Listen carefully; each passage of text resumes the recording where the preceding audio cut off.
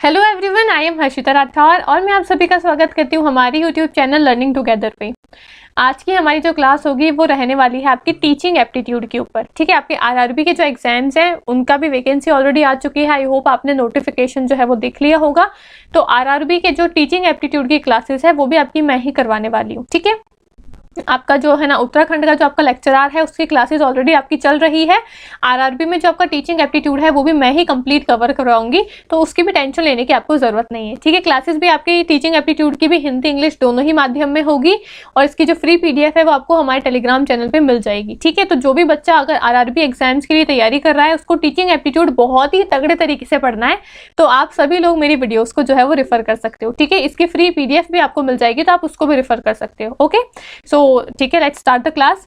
तो हम आज की क्लास में बेसिक्स ऑफ टीचिंग एप्टीट्यूड जो है वो करने वाले हैं। ठीक है, कि भाई टीचिंग एप्टीट्यूड क्या होता है, टीचिंग एप्टीट्यूड का मतलब क्या है, क्यों हमको टीचिंग एप्टीट्यूड पढ़ना होता है। ठीक है, बेसिकली टीचिंग है क्या, हमको पढ़ा क्यों रहे हैं, क्योंकि हम आगे जाके इसी लाइन में जाने वाले हैं ना। हमको टीचिंग ही करना है, हमको बच्चे को ही पढ़ाना है, तो बच्चे को कैसे पढ़ाना है, बच्चे को हैंडल कैसे करना है। ठीक है, ये सारी चीज़ें पहले आपको पता होनी चाहिए। ठीक है, ये सब आपकी एक ट्रेनिंग का हिस्सा है। भाई आपको टीचिंग कैसे करनी है, कैसे बच्चे को पढ़ाना है, कैसे उसको टैकल करना है, क्लास में कैसे एंटर करना है, कैसे आपको है ना अपना लेक्चर जो है वो डिलीवर करना है। तो ये सारी चीज़ें पहले आपको पता होनी चाहिए। अगर पता नहीं होगी तो आप सीधे बच्चों के सामने जाके हड़बड़ा जाओगे और है ना घबराहट में फिर कुछ कर ही नहीं पाओगे। तो आपको अगर ये सारी चीज़ें आपकी पढ़ी हुई है तो आपके दिमाग में रहेगा कि हाँ मुझे ऐसे ऐसे बताया गया था, तो उस टाइम पे मुझे अब बच्चे के सामने ऐसे ऐसे परफॉर्म करना है। ठीक है, तो इसलिए हम टीचिंग एप्टीट्यूड को पढ़ते हैं और इसीलिए टीचिंग एप्टीट्यूड जो है वो आपके सिलेबस में भी दे रखा है। ठीक है, अब हम आगे चलते हैं। हम पहले शुरुआत करते हैं कि शिक्षण की है ना अवधारणाएं क्या होती है या फिर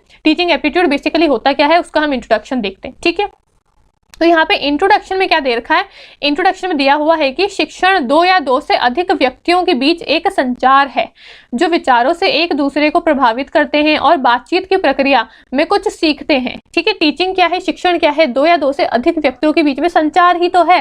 मैं यहाँ पे बोल रही हूँ है ना, अगर ऑफलाइन क्लासरूम होता, खैर ये तो अभी ऑनलाइन क्लासरूम है तो आप लोग क्लास में बोल नहीं सकते हो है ना, आपको मेरी वीडियो दिखेगी रिकॉर्डेड, आप उसको सिर्फ देख सकते हो। लेकिन ऑफलाइन जहाँ पे हम स्कूल में पढ़ते थे तो वहाँ पे टीचर बोलता था, बच्चे पास में बैठे रहते थे, बच्चे भी जवाब देते थे, वो सवाल पूछता था, बच्चे जवाब देते थे, है ना। तो ये क्या है, दो या दो से ज्यादा लोगों के बीच में यहाँ पे संचार होता था। संचार बोले तो संचार मतलब कम्युनिकेशन होता था, है ना।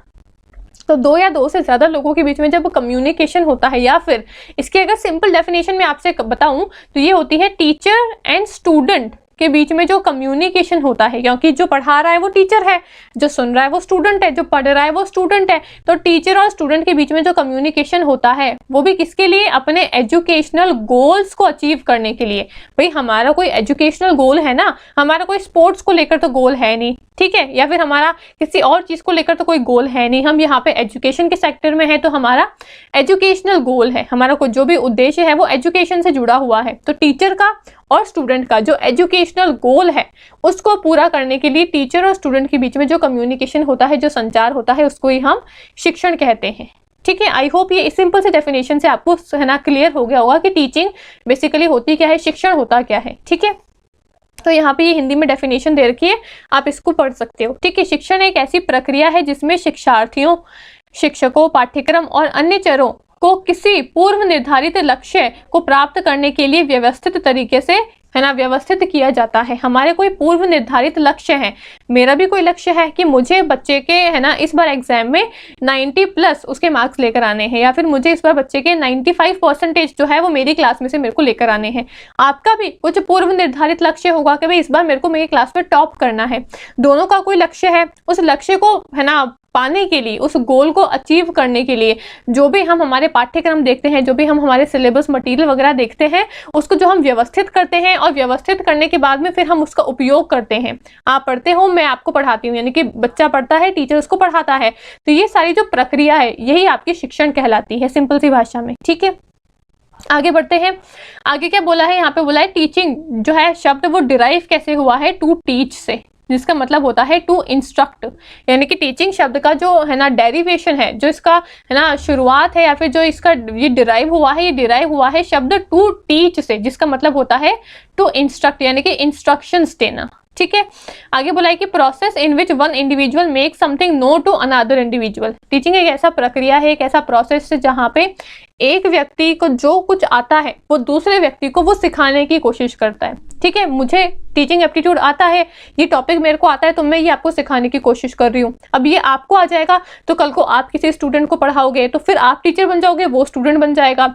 आगे जाके फिर उसको आ जाएगा ये टॉपिक, तो वो आगे जाके फिर अपने स्टूडेंट्स को पढ़ाएगा, तो फिर वो जो स्टूडेंट है अभी आपका, वो कल को टीचर बन जाएगा और उसके कोई स्टूडेंट्स हो जाएंगे। ठीक है, तो ये जो प्रोसेस है ये ऑन गोइंग है, यानी कि कॉन्टिन्यूस प्रोसेस है जो लगातार चलता ही रहता है। ठीक है, फिर आगे बोला है कि टीचिंग जो है एक बायपोलर प्रक्रिया है। बायपोलर यानी कि जिसके बाय यानी कि दो, ठीक है, जिसके दो बिंदु होते हैं या फिर जिसके दो पहलू होते हैं, ये कह सकते हैं। ठीक है, तो टीचिंग एक बायपोलर प्रक्रिया है। ये किसने कहा है? ये कहा है आपका जॉन एडम ने। तो ये भी आपसे पूछ सकते हैं कि भाई जॉन एडम ने टीचिंग को बायपोलर बताया है या फिर ट्राइपोलर बताया है। अब ट्राई का मतलब क्या होता है? ट्राई का मतलब होता है तीन। तो जॉन एडम तो कहते हैं कि टीचिंग के अंदर दो ही चीजें होती है। ठीक है, एक होता है आपका टीचर, एक होता है आपका स्टूडेंट। ठीक है, अब जो आपके है ना जॉन एडम तो ये हो गए, एक होते हैं आपके जॉन डीवे। जॉन डीवे ने कहा है टीचिंग जो है उसके ट्राइपोलर होते हैं, यानी कि टीचिंग एक ट्राइपोलर प्रक्रिया है। टीचिंग के अंदर तीन चीजें होती है। वो तीन चीजें कौन कौन सी होती है? टीचर तो होगा ही होगा, स्टूडेंट भी होगा ही होगा। इन्होंने नया ऐड करा है एक करिकुलम। करिकुलम मतलब आपका जो सिलेबस है वो। ठीक है, तो आपसे एग्जाम में पूछ सकते हैं कि जॉन एडम ने टीचिंग के है ना बायपोलर प्रक्रिया बताई है, ट्राइपोलर बताई है या फिर क्वाड्रिपोलर बताई है। तो आप कंफ्यूज मत हो जाना वहां पे। जॉन एडम ने बताई है कि टीचिंग जो है वो बायपोलर प्रक्रिया है जिसके अंदर दो चीजें होती है ना। और जॉन डीवे जो है उन्होंने बताया है कि टीचिंग क्या है? टीचिंग एक ट्राइपोलर प्रक्रिया है जिसमें तीन चीजें होती है। अब आजकल हम ये बोलने लग गए हैं कि टीचिंग में क्वाड्रिलेटरल प्रोसेस होता है। क्वाड्रिलेटरल मतलब जिसमें चार चीजें होती है ना। अब चार कौन कौन सी आ गई भाई? पहला तो टीचर हो गया आपका, ठीक है। दूसरा आपका स्टूडेंट हो गया, ठीक है। तीसरा जॉन डीवे ने ऐड करा था आपका है ना सिलेबस, वो हो गया, ठीक है। अब चौथी चीज क्या है? चौथी चीज है आपका एनवायरनमेंट। एनवायरनमेंट मतलब आपका वातावरण, किस वातावरण में आप पढ़ाई कर रहे हो। ठीक है, वो वातावरण को भी हम जोड़ेंगे। अब आप पूछोगे कि ये किसने दिया है? ये किसी व्यक्ति ने नहीं दिया है, ये ऐसे ही आपके जो फिलोसोफर्स होते हैं उन्होंने ये बात कही है। ठीक है, तो जॉन एडम ने क्या कहा है, जॉन डीवे ने क्या कहा है? बायपोलर प्रोसेस, ट्राइपोलर प्रोसेस और क्वाड्रिलेटरल प्रोसेस। आई होप ये तीनों ही शब्द आपको क्लियर होंगे। ठीक है, बायपोलर में 2 आएंगे, क्वाड्रिपोलर में 3 आएंगे है ना, सॉरी ट्राइपोलर में 3 आएंगे और क्वाड्रिपोलर में 4 आएंगे। ठीक है, 4 आपकी चीजें आएंगी। बायपोलर में टीचर स्टूडेंट होगा, ट्राइपोलर में टीचर स्टूडेंट के साथ साथ आपका सिलेबस जो आप पढ़ते हो ना वो सिलेबस भी आएगा। और क्वाड्रिपोलर जहाँ पे 4 चीजें आएगी उसमें क्या क्या आएगा? टीचर, स्टूडेंट और जो आपका सिलेबस है वो तो आएगा ही आएगा, साथ ही साथ आपका जो पढ़ने का वातावरण है, जो आपका एनवायरनमेंट है वो भी आएगा। ठीक है, अब ये कुछ इंपॉर्टेंट चीजें हैं, ये मैं आपके ऊपर होमवर्क दे रही हूँ आपको। ये क्या है? ये है आपकी कुछ इंपॉर्टेंट डेफिनेशंस, कुछ ऐसी शिक्षण को लेकर परिभाषाएं जो कि कुछ लोगों ने कही है। जैसे कि मॉरिसन क्या कहते हैं? मॉरिसन कहते हैं कि चलो मैं ही पढ़ा देती हूँ आपको, शिक्षण अधिक परिपक्व व्यक्तित्व और कम परिपक्व व्यक्ति के अंतर्गत होता है। ठीक है, दूसरा जैक्सन ने क्या कहा है? जैक्सन ने कहा है कि शिक्षण 2 या 2 से अधिक व्यक्तियों के बीच आमने सामने की बातचीत है जिनमें से एक अन्य प्रतिभागी में कुछ बदलाव लाने का इरादा रखता है। ठीक है, दूसरा NL गेज ने क्या कहा है? इन्होंने कहा है कि शिक्षण पारस्परिक प्रभाव है जिसका उद्देश्य किसी अन्य व्यक्ति की व्यवहार क्षमता को बदलना है। ठीक है, तो ये तीनों डेफिनेशन है, एक मॉरिसन ने कही है, एक जैक्सन ने कही है, एक NL गेज ने कही है। तो आप इसको पढ़ सकते हो, इसको याद कर सकते हो। एग्जाम में अगर पूछ लिया जाए कि भाई ये डेफिनेशन किसने कही है तो आपको पता होना चाहिए थोड़ा बहुत। ठीक है, अब हम आगे चलते हैं। इंट्रोडक्शन हमने देख लिया, टीचिंग क्या है, बायपोलर, क्वाड्रिपोलर, ट्राइपोलर, उसकी डेफिनेशंस भी देख ली।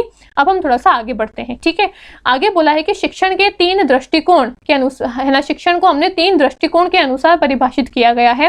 यानी कि शिक्षण के 3 दृष्टिकोण होते हैं। 3 कौन कौन से? सत्तावादी, लोकतांत्रिक और अबंधता। इंग्लिश में मतलब क्या है? इंग्लिश में मतलब है आपका है ना ऑटोक्रेटिक, लेजिस्फेयर और डेमोक्रेटिक। टीचिंग जो है उसके 3 दृष्टिकोण होते हैं। 3 तरीके से हम टीचिंग कर सकते हैं। एक होता है आपका ऑटोक्रेटिक, जिसमें टीचर जो है उसके हाथ में सारी शक्तियां होती है ना। वो बच्चे को कोई भी फ्रीडम नहीं देता है कि भाई तुम्हारे पास में ये आज़ादी है, तुम क्लास में ये कर सकते हो, नहीं। टीचर ने जो कह दिया वो लोहे की लकीर है। टीचर ने जो कहा है वो बच्चे को करना ही है, उससे सवाल जवाब नहीं करने हैं, टीचर के सामने बोलना नहीं है, या फिर क्लास में कुछ बच्चे के फ्रीडम है ही नहीं, जो टीचर बोलेगा बस वही करना है। एक होता है आपका डेमोक्रेटिक, डेमोक्रेटिक यानी कि लोकतांत्रिक, है ना, इसका हिंदी मीनिंग है लोकतांत्रिक। अब लोकतांत्रिक क्या होता है भाई? लोकतांत्रिक तो हमारी सरकार भी है। इसका मतलब क्या है? इसका ये मतलब होता है कि टीचर क्लास में आया, उसने पढ़ाया, अभी भी जो शक्तियां हैं, जो जिम्मेदारी है क्लास की, जो शक्तियां हैं क्लास की, वो किसके हाथों में है? वो टीचर के हाथों में है। परंतु यहाँ पे टीचर ने बच्चे को कुछ फ्रीडम जो है वो दे रखी है।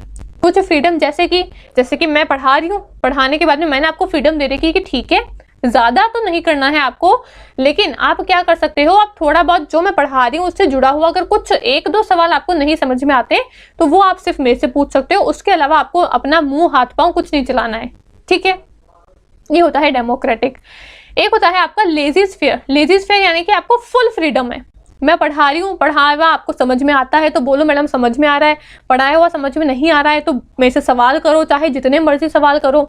नहीं समझ में आ रहा है तो आप अगर मेरे को स्कूल से निकलवाना चाहते हो, रस्टिकेट करवाना चाहते हो तो वो भी निकलवा सकते हो। भरपूर मेरा है ना क्रिटिसिज्म करो अगर समझ में नहीं आ रहा है तो, यानी कि आपको यहाँ पे फुल आज़ादी है, ठीक है। तो ये 3 दृष्टिकोण होते हैं टीचिंग के अंदर। नहीं समझ में आया, एक बार फिर से समझा देती हूँ। क्या बोला है? एक होती है आपकी ऑटोक्रेटिक टीचिंग, एक होती है लेजी स्फीयर टीचिंग, एक होती है आपकी डेमोक्रेटिक टीचिंग। ऑटोक्रेटिक टीचिंग जहाँ पे टीचर के हाथों में सारी शक्तियाँ होती है। टीचर क्लास में आएगा, पढ़ाएगा और वापस क्लास से जाएगा। बच्चे के पास में कोई भी फ्रीडम नहीं है, कोई भी आज़ादी नहीं है कि वो टीचर से पलट के सवाल पूछ सके कि मैडम ये समझ में नहीं आया, इसको ऐसे बता दो या इसको ऐसे बता दो। नहीं, ठीक है। टीचर आएगा, पढ़ाएगा, जाएगा, बस इतना ही रहेगा। एक होती है आपकी डेमोक्रेटिक टीचिंग। डेमोक्रेटिक में क्या होता है? डेमोक्रेटिक यानी कि लोकतांत्रिक। अभी हमारा देश लोकतांत्रिक है, यानी कि जनता के पास में शक्तियां हैं। शक्तियां वैसे तो किसके हाथों में है? हमारी जो सरकार है उसके हाथों में है। पर इसका ये मतलब तो नहीं है कि सरकार जो चाहेगी वो करवा सकती है। नहीं, सरकार ने जनता को भी कुछ शक्तियां दे रखी है कि भाई तुम भी अपना मुंह खोल सकते हो। अगर तुमको अच्छी लगती है चीजें तो उसको फॉलो करो, अच्छी नहीं लगती तो तुम हमारी चीजों का विरोध भी कर सकते हो, जो कि जनता करती है, ठीक है। तो वही सेम चीज है यहाँ पे टीचिंग पे अप्लाई होती है। टीचर ने पढ़ाया, टीचर का पढ़ाया हुआ बच्चे को समझ में नहीं आता है तो वो सवाल जवाब कर सकता है, उसको फ्रीडम है। लेकिन ऑटोक्रेटिक में तो कोई फ्रीडम ही नहीं है, पूरी तानाशाही यहाँ पे चल रही है। जैसे कि सरकार जो कभी कभी तानाशाही चलाती है कि भाई मैंने ये चीज बना दी, अब ये जनता को माननी ही पड़ेगी वरना उसको मृत्यु दंड जो है वो मिल जाएगा, ठीक है। तो वही तानाशाही जो है वो ऑटोक्रेटिक में होती है। डेमोक्रेटिक में भी थोड़ी बहुत फ्रीडम जो है वो आपको मिलेगी, ज्यादा फ्रीडम नहीं है, थोड़ी बहुत फ्रीडम है, ठीक है। एक होता है लेजी स्फीयर, जहाँ पे कोई भी आपके ऊपर प्रतिबंध नहीं है। आपको करना है जो करो, आपको जैसे पढ़ना है वैसे पढ़ो, आप जिस तरीके से पढ़ना चाहोगे टीचर आपको उस तरीके से पढ़ाएगा। पूरी फ्रीडम है यहाँ पे बच्चे के हाथों में, ठीक है। तो ये होती है lazy sphere teaching. I hope अब तीनों समझ में आ गए होंगे आपको, ठीक है। तो 3 दृष्टिकोण होते हैं आपकी टीचिंग के, ठीक है। आगे बढ़ते हैं। आगे क्या बोला है? आगे बोला है कि nature and characteristics of teaching, यानी कि टीचिंग के कुछ क्या होते हैं आपकी, है ना, प्रकृतियां या फिर विशेषताएं होती है, उसको देखते हैं। टीचिंग एक इंटरैक्टिव प्रोसेस है, मतलब टीचिंग क्या है? एक संवादात्मक प्रक्रिया है। इंटरेक्शन हो रहा है ना, टीचर पढ़ा रहा है, बच्चा पढ़ रहा है, नहीं समझ में आ रहा है तो बच्चा सवाल जवाब कर रहा है, टीचर पढ़ाने के बाद में उसका मूल्यांकन कर रहा है। तो यहाँ पे इंटरेक्शन हो रहा है, तो टीचिंग क्या है? इंटरैक्टिव प्रोसेस है, ठीक है। अगला बोला है टीचिंग फॉर्मल और इनफॉर्मल दोनों ही है, यानी कि शिक्षण औपचारिक और अनौपचारिक दोनों प्रकार की प्रक्रिया है। कैसे भाई? टीचिंग में कुछ चीजें होती है जो हमको एकदम फॉर्मल तरीके से पढ़ानी होती है, जो फॉर्मल शब्दावली है उसका प्रयोग करना होता है। लेकिन अगर बच्चे को समझ में नहीं आ रहा है तो हम कभी कभी, है ना, दोस्तों का एग्जाम्पल ले लेते हैं, कभी हम हमारे घर बाहर के एग्जाम्पल ले लेते हैं, या फिर मेरी जो लाइफ में हुआ है मैं उससे एग्जाम्पल देके आपको समझा सकती हूँ। तो ये सब क्या है? ये इनफॉर्मल तरीका है। फॉर्मल तरीका जो किताबी ज्ञान है वो तो बच्चे को देते ही हैं, लेकिन किताबी ज्ञान के साथ साथ बच्चे को हम कुछ इनफॉर्मल तरीके से भी चीजें पढ़ाते हैं, सिखाते हैं, है ना। तो वो क्या है? टीचिंग फॉर्मल इनफॉर्मल दोनों प्रकार का तरीका है, ठीक है। आगे क्या बोला है? Teaching is an art craft as well as science. Teaching जो है वो आर्ट भी है और वो साइंस भी है। ये क्वेश्चन काफी बार पूछा जाता है कि क्या शिक्षा जो है वो सिर्फ और सिर्फ एक कला ही है क्या? ठीक है भाई, पढ़ाना बोलते हैं ना एक कला है, तो क्या शिक्षा सिर्फ एक कला ही होती है क्या? नहीं, कला के साथ साथ विज्ञान भी होती है। अब विज्ञान कैसे होती है? कला मतलब कोई कला आपके अंदर है भाई, डांस करने की कला है ना, गाना गाने की कला है, पढ़ाने की कला है, तो ये सारी कला होती है। लेकिन कला के साथ साथ विज्ञान क्या होता है? अब है ना, साइंस जो होता है, साइंस के अंदर, विज्ञान के अंदर हम क्या करते हैं? बेसिकली विज्ञान के अंदर हम कुछ रूल्स जो होते हैं, आपके नियम जो होते हैं उसका पालन करते हैं। भाई नियम का ही पालन करते हो ना, ये H2SO4 है, इसको इसमें मिलाना है तो ऐसे होगा, है ना, H+ ऑक्सीजन हाइड्रोजन, ऐसे नियम होते हैं ना साइंस के अंदर। तो साइंस क्या है? साइंस जो है वो नियमों से बना हुआ है ना। अब टीचिंग कला तो है ही है, पढ़ाने की कला तो होती ही है, परंतु कला के साथ साथ हमको कुछ नियम इसमें भी फॉलो करने होते हैं। वो नियम क्या है अभी मैं आपको आगे पढ़ाऊंगी, ठीक है। तो इसलिए टीचिंग आर्ट और साइंस दोनों ही है, ठीक है। आगे क्या बोला है, teaching is not one sided. Teaching जो है वो एक तरफा नहीं होती है। एक तरफा मतलब खाली टीचर बोले जा रहा है, बच्चे सिर्फ मुंह पे उंगली रख के बैठे हैं, नहीं। टीचिंग पहला टॉपिक, पहला ही हमने पॉइंट पढ़ा कि टीचिंग एक इंटरैक्टिव प्रोसेस है, एक संवादात्मक प्रक्रिया है जहाँ पे इंटरैक्शन होता है। तो खाली टीचर बोलता रहेगा, बच्चा चुपचाप बैठा रहेगा, तो पता कैसे चलेगा कि टीचर जो पढ़ा रहा है वो उसको समझ में आ रहा है, नहीं समझ में आ रहा है, वो समझ पा रहा है, नहीं समझ पा रहा है, ठीक है।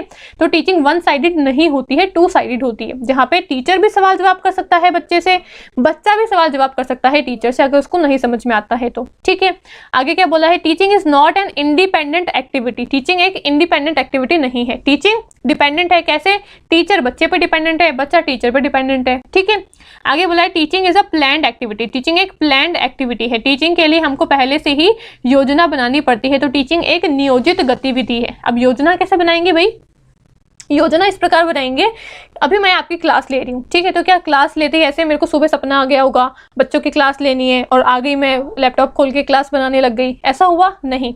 पहले मैंने प्लान करा बच्चे का सिलेबस क्या क्या है ना, सिलेबस में कौन कौन से टॉपिक्स है। अच्छा ये टॉपिक है तो आज मैं क्या पढ़ाऊंगी, आज मैं ये पढ़ाऊंगी, ठीक है। तो पहले इसके नोट्स मैंने डाउनलोड करे होंगे, नोट्स मैंने बनाए होंगे, ठीक है। मेरे को बच्चे को, और नोट्स में भी मेरे को पहले बच्चे को क्या पढ़ाना है, फिर बच्चे को क्या पढ़ाना है। अब मैं ऐसे ही तो मुंह उठा के तो कुछ भी नहीं पढ़ा सकती हूँ ना, कि पहले मैं कुछ भी पढ़ा रही हूँ, पहले मैं आपको टीचिंग के है ना आपको कुछ टाइप्स बता रही हूँ, फिर मैं बाद में आपको बता रही हूँ कि टीचिंग के है ना एग्जाम्पल दे रही हूँ, और लास्ट में बता रही हूँ कि टीचिंग क्या होता है। नहीं, पहले मैंने बताया कि टीचिंग क्या होता है, उसके कुछ प्रिंसिपल्स होते हैं, फिर मैं आपको टीचिंग के टाइप्स वगैरह पे फिर लेके जाऊंगी, है ना। तो ये एक पूरा प्लानिंग होती कि पहले ये पढ़ाना है, फिर ये पढ़ाना है, आज इस तरीके से चैप्टर पढ़ाऊंगी, फिर कल ये पढ़ाऊंगी, परसों ये पढ़ाऊंगी। तो पूरा प्लानिंग करके आना पड़ता है टीचर को, और फिर आके क्लास में पढ़ाते हैं। तो टीचिंग क्या है, एक पूरी प्लान्ड एक्टिविटी होती है। टीचिंग क्या है, एक पूरी आपकी नियोजित गतिविधि होती है, ठीक है।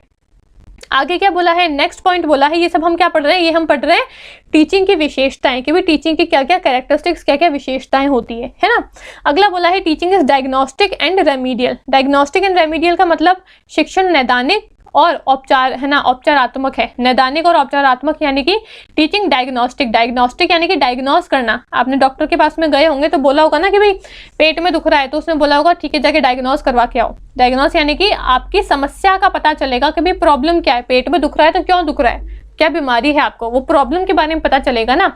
तो टीचिंग क्या करता है, बच्चे में क्या प्रॉब्लम है, क्यों नहीं पढ़ पा रहा है, क्या उसको नहीं समझ में आ रहा है, वो प्रॉब्लम देखता है, और प्रॉब्लम के साथ साथ उसका रेमेडी भी बताता है कि ठीक है ये समस्या है तो ये करो, ये टॉपिक ऐसे समझ में नहीं आ रहा है तो इसको ऐसे पढ़ो, है ना। तो टीचिंग क्या है, डायग्नोस्टिक और रेमीडियल प्रोसेस है, ठीक है। हिंदी में क्या लिखा हुआ है, हिंदी में लिखा हुआ है टीचिंग नैदानिक और औपचारात्मक प्रक्रिया है, ठीक है। अगला टॉपिक क्या बोला है, अगला पॉइंट है teaching is dominated by communication skills. Teaching में कम्युनिकेशन स्किल्स का काफ़ी ज़्यादा डोमिनेशन होता है। शिक्षा जो है उसके अंदर संचार कौशल का काफ़ी ज़्यादा बोलबाला होता है, डोमिनेशन होता है। बिल्कुल सही बात है भाई। टीचिंग अगर आप कर रहे हो तो टीचिंग में आपको ये ध्यान में रखना है कि आपको ज़्यादा से ज़्यादा वहाँ पे बोलना पड़ेगा ही पड़ेगा। आप अगर 40 मिनट की क्लास ले रहे हो तो क्लास में आपको क्या करना पड़ेगा, बोल के ही तो क्लास लोगे ना। तो टीचिंग के अंदर आपके पास में कम्युनिकेशन स्किल्स होनी चाहिए, आपके पास में वो कॉन्फिडेंस होना चाहिए कि आप इतने सारे बच्चों के सामने खड़े होके बोल रहे हो, इतने सारे बच्चों के सामने आप खड़े होके उस टॉपिक को पढ़ा पा रहे हो। और पढ़ाने का मतलब सिर्फ ये नहीं है कि सिर्फ आप रीड करके चले गए, नहीं, पढ़ाना है और इस तरीके से पढ़ाना है कि सामने बैठा हुआ बच्चा जो है उसको वो चीजें समझ में आए, है ना। तो टीचिंग के अंदर हमेशा कम्युनिकेशन स्किल्स का डोमिनेशन होता है, कम्युनिकेशन स्किल्स का बोलबाला होता है, ठीक है। अगला टॉपिक क्या बोला है, गुड टीचिंग इज डेमोक्रेटिक। अच्छी टीचिंग जो है वो डेमोक्रेटिक होती है, लोकतांत्रिक होती है। यानी कि अभी ये तीनों शब्द मैंने आपको समझाया कि ऑटोक्रेटिक क्या होता है, डेमोक्रेटिक क्या होता है, लेसीज फेयर क्या होता है ना। तो वही जो डेमोक्रेटिक मैंने आपको बताया कि भाई ऐसी टीचिंग जहाँ पे टीचर जो है वो पढ़ा रहा है, साथ ही साथ बच्चे को भी फ्रीडम है कि वो टीचर से सवाल जवाब कर सके, वो होती है डेमोक्रेटिक टीचिंग। तो डेमोक्रेटिक प्रकार की जो टीचिंग होती है आपकी, जो शिक्षण होता है आपका लोकतांत्रिक प्रकार का, वो आपका अच्छा शिक्षण जो है वो माना जाता है, ठीक है। आगे बोला है टीचिंग कॉज मोटिवेशन। टीचिंग जो है उससे मोटिवेशन भी आपको मिलता है, साथ ही साथ teaching is professional in character, ठीक है। तो ये आपके सारे क्या थी, कैरेक्टरिस्टिक्स थी टीचिंग की, जहाँ पे हिंदी में बोला है कि शिक्षण क्या है, चरित्र में है ना परिवेश है, या फिर शिक्षण जो है वो प्रेरणा का कारण बनता है। ये सारे आपके कैरेक्टरिस्टिक्स हो गए टीचिंग के। आई होप आपको समझ में आ गए होंगे, ठीक है।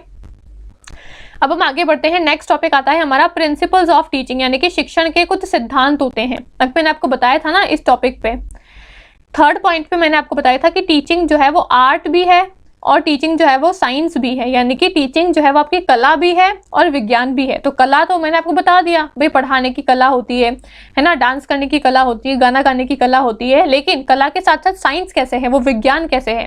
विज्ञान इस प्रकार है कि उसमें कुछ सिद्धांत दे रखे हैं, कुछ रूल्स हैं, कुछ प्रिंसिपल्स है जो हमको फॉलो करने चाहिए, है ना। हमको पढ़ाना कैसे है बच्चे को, वो आपको पहले सीखना पड़ेगा, उसके नियम आपको पता होने चाहिए। तो वो नियम की वजह से ही शिक्षण क्या है, आपका विज्ञान भी है, ठीक है। अब हम पढ़ते हैं कि प्रिंसिपल्स ऑफ टीचिंग क्या है, टीचिंग के सिद्धांत क्या है। पहला प्रिंसिपल है principle of motivation. Principle of motivation मतलब प्रेरणा का सिद्धांत। टीचिंग आपकी ऐसी होनी चाहिए जिससे बच्चे को प्रेरणा मिले, बच्चे को वो कॉन्सेप्ट जानने के लिए क्यूरियोसिटी हो उसके अंदर, है ना, उसके अंदर वो उत्सुकता हो कि अच्छा ठीक है मैडम पढ़ा रही है तो वो क्या पढ़ा रही है, अच्छा इसके अंदर और क्या क्या हो सकता है ना। तो वो बच्चे के अंदर वो प्रेरणा जगे, वो क्यूरियोसिटी जगे उस टॉपिक को जानने की। ऐसी आपकी टीचिंग होनी चाहिए। और ऐसी टीचिंग कब होगी, जब आपको सारा कुछ पता होगा कि बच्चे को इस तरीके से पढ़ाना है, ऐसे पढ़ाना है। वरना टीचर्स तो काफी सारे होते हैं, आते हैं क्लास में पढ़ाते हैं चले जाते हैं, सामने बच्चे को बैठा हुआ समझ में भी नहीं आ रहा है कि टीचर क्या बोल रहा है ना। तो टीचिंग हमेशा आपकी ऐसी होनी चाहिए जिससे बच्चे को प्रेरणा मिले, उसकी है ना उत्सुकता बढ़े उस टॉपिक को और जानने के लिए, ठीक है।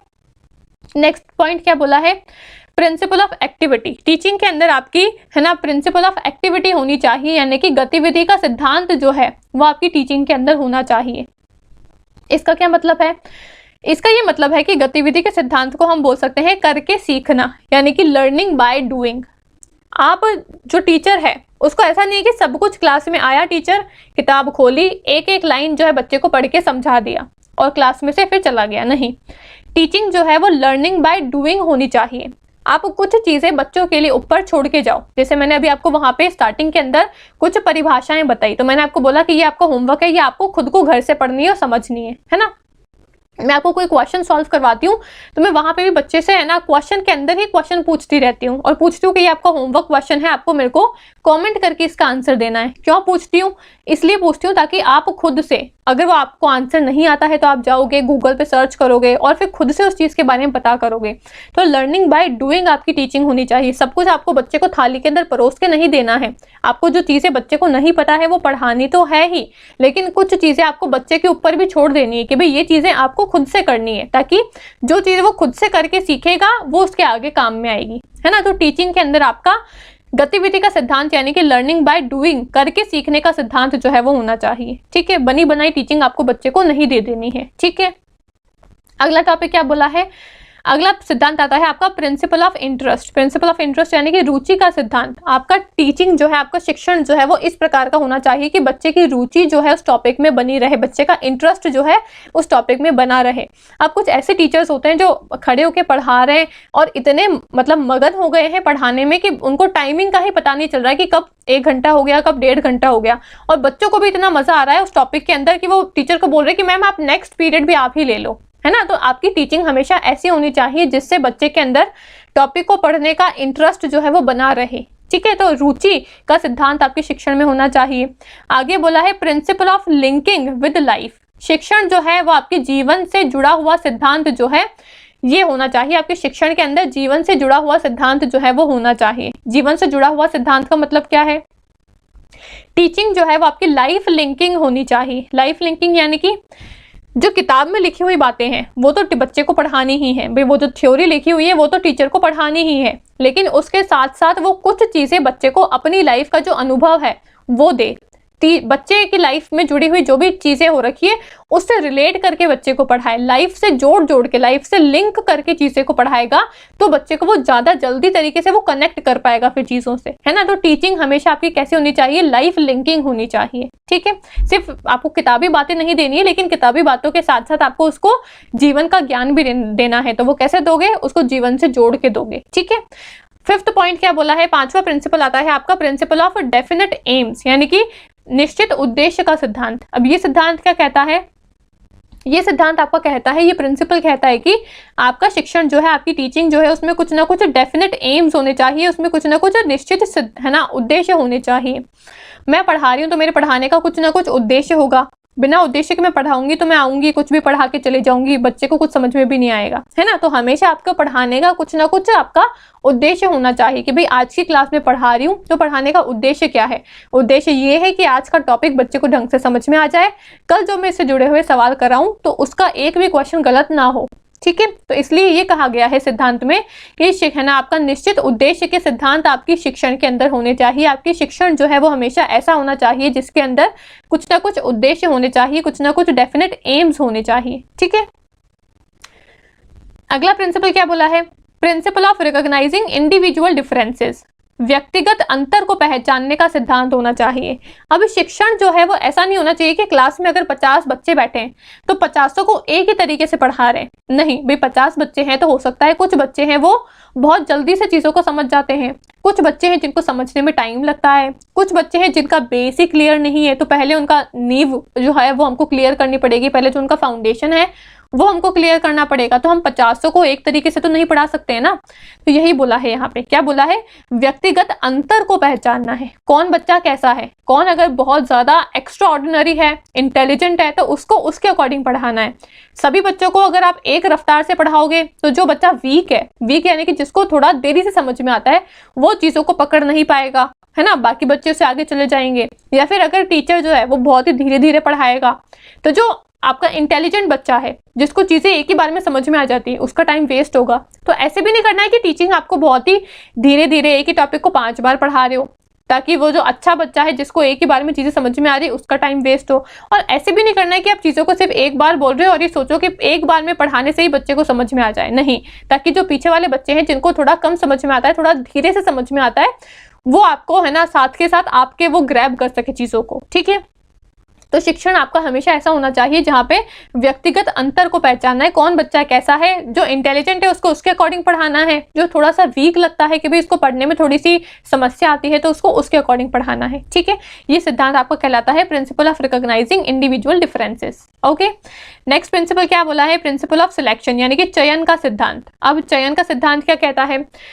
प्रिंसिपल ऑफ सिलेक्शन ये कहता है कि हमेशा टीचिंग के अंदर जो भी आप चीज़ों का सिलेक्शन कर रहे हो, जो भी चीज़ों का चयन कर रहे हो पढ़ाने के लिए, अब जैसे मैं पढ़ाने के लिए आई हूँ तो यहाँ पे मेरे को नोट्स बनाने पड़े होंगे, मैंने चीज़ें देखी होगी, तो जो भी चीज़ों का मैंने चयन किया है, जो भी नोट्स का चयन किया है, जो भी किताबों का चयन किया है, वो एकदम कैसी होनी चाहिए? रेलेवेंट होनी चाहिए और अप टू डेट होनी चाहिए, ठीक है। ऐसा नहीं कि आज बच्चे का 2025 का एग्जाम है और मैं 2019 की किताबों से बच्चे को पढ़ा रही हूँ, तो 2019 5 साल पुरानी किताबों का पढ़ाया हुआ क्या मतलब? सिलेबस तो हर साल बदलता है ना। जो भी चीज़ का सिलेक्शन कर रहे हो, जो भी चीज़ का आप है ना चयन कर रहे हो, वो अप टू डेट होना चाहिए और रिलेवेंट होना चाहिए। ऐसा नहीं कि यूपीएससी के बच्चे को मैं यूजीसी नेट का पढ़ा रही हूँ, यूजीसी नेट वाले बच्चे को मैं उत्तराखंड के लेक्चरार का पढ़ा रही हूँ, ऐसा नहीं होना चाहिए। वो उस बच्चे के लिए एकदम रिलेवेंट होना चाहिए और आज की तारीख से अप टू डेट होना चाहिए, ठीक है। तो ये कहता है आपका चयन का सिद्धांत कि जो भी चीज़ों का चयन करो वो आपको ढंग से करना है, ठीक है। प्रिंसिपल ऑफ सिलेक्शन ये कहता है। ओके, अगला क्या बोला है? प्रिंसिपल ऑफ प्लानिंग, योजना का सिद्धांत। ये मैं आपको ऑलरेडी बता चुकी हूँ कि टीचिंग में योजना होगी ही होगी। आप हमेशा टीचिंग के अंदर प्लानिंग करोगे ही करोगे, बिना प्लानिंग की टीचिंग नहीं कर सकते हो, ठीक है। पढ़ाने के लिए पहले आपको देखना पड़ेगा भाई क्या पढ़ाना है। आज पढ़ाना है तो इसके नोट्स कहाँ पे मिलेंगे, है ना, इसकी थ्योरी कहाँ पे मिलेगी। अब थ्योरी में भी पहले कौन सा भाग पढ़ाऊंगी, फिर क्या पढ़ाऊंगी, पहले कौन सा टॉपिक आएगा, फिर कौन सा आएगा, इसमें एग्जाम्पल दूंगी तो पहले कौन सा एग्जाम्पल दूंगी, फिर कौन सा एग्जाम्पल दूंगी, सब कुछ आपको पहले प्लान करना पड़ता है, योजना बनानी पड़ती है ना। तो टीचिंग के अंदर आपका योजना का सिद्धांत भी आता है कि टीचिंग में हमको योजनाएं बनानी होती है। अगला सिद्धांत क्या बोलता है? Principle of division and principle of revision. अब ये विभाजन का सिद्धांत और दोहराने का सिद्धांत क्या कहता है? प्रिंसिपल ऑफ डिवीजन जो है वो क्या कहता है? वो ये कहता है कि चीजों को आपको एक कोई बड़ा टॉपिक है तो ऐसा नहीं कि उस बड़े टॉपिक को लगातार पढ़ाए जा रहे हो, नहीं, एक टॉपिक को आपको विभाजन कर लेना है छोटे छोटे हिस्सों में, छोटे छोटे टुकड़ों में बच्चे को पढ़ाओगे तो वो उसको जल्दी समझ में आ जाएगा। और एक टॉपिक को आप खींचते जाओगे, एक ही बार में आप सोचो कि 5 घंटे की क्लास ले लूं और पूरा सिलेबस ही खत्म करा दूं, तो वो बच्चे को समझ में नहीं आएगा, है ना। तो टीचिंग के अंदर हमेशा विभाजन का सिद्धांत होना चाहिए, जो भी चीजें हैं उसको छोटे छोटे टुकड़ों में करके फिर बच्चे को पढ़ाओ, ठीक है। अगला बोला है प्रिंसिपल ऑफ रिविजन, दोहराने का सिद्धांत। पढ़ाने के साथ साथ वो चीज़ों को बार बार रिवाइज करवाओ। जो पढ़ा दिया, पढ़ाने से पहले कल क्या पढ़ाया था उसका रिवीजन कराओ कि भाई कल ये क्लास में पढ़ाया था तो एक बार 10 मिनट के अंदर इसका ओवरव्यू देख लेते हैं। फिर आज पढ़ा लिया, अब पढ़ाने के लास्ट में जो आज पढ़ाया है 5 मिनट में उसका ओवरव्यू करवा दो, ताकि उससे क्या हो जाएगा, बच्चे को रिकॉल हो जाएगा कि हाँ आज मैंने ये पढ़ा है, कल मैंने ये सब कुछ पढ़ा था। उसका साथ ही साथ रिवीजन होता रहेगा, है ना। तो पढ़ाने के साथ साथ हमको उसका क्या करना है, रिवीजन भी करवाना है। ठीक है, 10 प्रिंसिपल्स हो चुके हैं, 2 और बचे हैं आपके। अगला प्रिंसिपल क्या बोलता है, principle of creation and recreation, यानी कि सृजन और मनोरंजन का सिद्धांत। यानी कि इसमें कह रहा है कि टीचिंग में हमेशा आपकी क्रिएटिव चीज़ें होनी चाहिए। ऐसा नहीं कि आप सुस्त होकर पढ़ा रहे हो, बच्चे को समझ में नहीं आ रहा है, नहीं। टीचिंग हमेशा आपकी क्रिएटिव होनी चाहिए, है ना, मनोरंजन वाली होनी चाहिए। और अगला सिद्धांत बोला है प्रिंसिपल ऑफ डेमोक्रेटिक डीलिंग, यानी कि लोकतांत्रिक सौदे का सिद्धांत। टीचिंग जो है वो है ना डेमोक्रेटिक तरीके से होनी चाहिए कि टीचर जो पढ़ा रहा है वो बच्चे को भी थोड़ी बहुत फ्रीडम दे कि वो भी अपने सवाल जवाब पूछ सकता है। ऐसा नहीं कि एकदम आप बच्चे को बांध के रखो कि नहीं जो मैं पढ़ा रहा हूँ बस वो पढ़ना है, बाकी मुंह भी नहीं खोलना है, ऐसा नहीं करना है आपको, है ना। तो डेमोक्रेटिक प्रिंसिपल जो है वो टीचिंग के अंदर होना चाहिए। ठीक है, तो ये सारे आज की क्लास के टॉपिक थे। आई होप आपको समझ में आ गए होंगे। 12 प्रिंसिपल्स हमने करे और कैरेक्टरिस्टिक्स हमने देखे टीचिंग के। ठीक है, और टीचिंग क्या होता है, बाइपोलर प्रोसेस क्या होता है, ट्राइपोलर प्रोसेस क्या होता है, ये हमने देखा। ठीक है, तो आई होप आपको आज की क्लास अच्छी लगी होगी, आपको सारे टॉपिक्स जो है वो समझ में आ गए होंगे। कोई भी आपका डाउट होता है तो आप मेरे से कॉमेंट करके पूछ सकते हो। ठीक है, थैंक यू।